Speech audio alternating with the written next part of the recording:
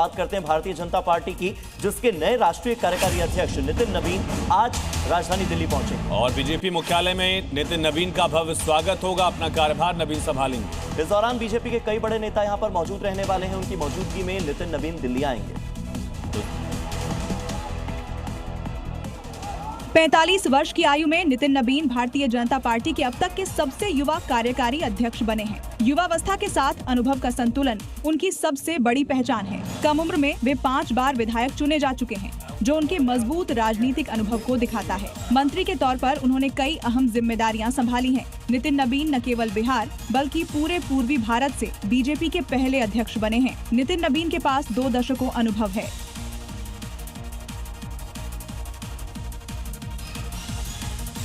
और अब देखिए राज्यों से जुड़ी इस वक्त की 5 बड़ी खबरें। मध्य प्रदेश की झाबुआ में अवैध अतिक्रमण के खिलाफ प्रशासन का बड़ा एक्शन देखने को मिला, जहां सरकारी जमीन पर किए गए अतिक्रमण को प्रशासन ने बुलडोजर से जमींदोज कर दिया। इस दौरान मौके पर भारी संख्या में पुलिस बल की मौजूदगी रही। बताया जा रहा है कि सरकारी जमीन पर अवैध तरीके से निर्माण किया गया और गौकर्षी का गोरख धंधा इस जमीन पर चलाया जा रहा था। यूपी के फर्रुखाबाद बरेली हाईवे पर दर्दनाक हादसा हुआ। 2 बाइकों की आपस में जोरदार टक्कर में 2 लोगों की मौके पर मौत हो गई। 4 लोग घायल हुए हैं। वहीं हादसे के बाद घायलों को अस्पताल में भर्ती कराया गया। लोगों का इलाज जारी।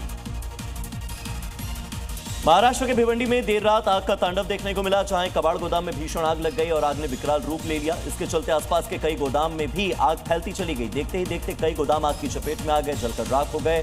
भारी नुकसान की आशंका है।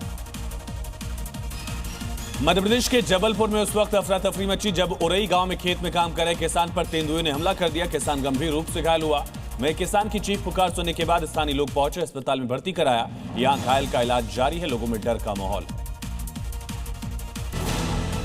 सिडनी के नॉर्थ बॉन्डी बीच पर आतंकी हमले में मरने वालों की तादाद बढ़कर हुई 16। कई लोग घायल, एक हमलावर भी मारा गया। दूसरे शूटर की हालत गंभीर। ऑस्ट्रेलिया आतंकी हमले का सामने आया पाकिस्तान कनेक्शन। हमलावर पाकिस्तान के रहने वाले, बॉन्डी बीच पर हमला करने वाले पिता पुत्र थे। दूसरे हमलावर के घर पर छापेमारी।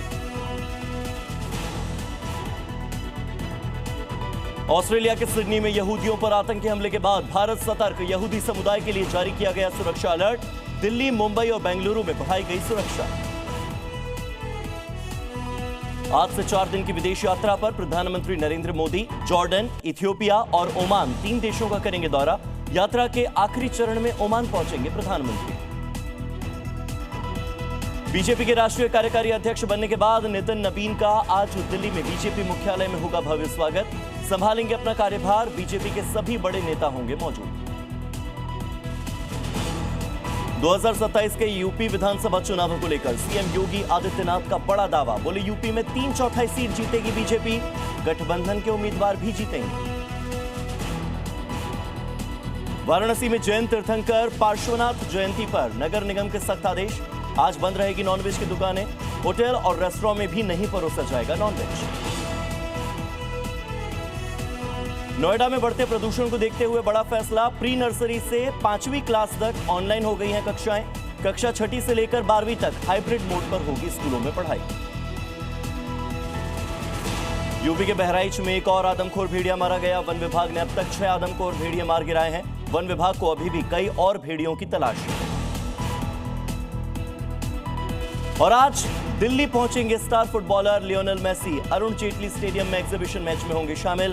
पीएम मोदी से मिलेंगे फुटबॉलर लियोनेल मेसी।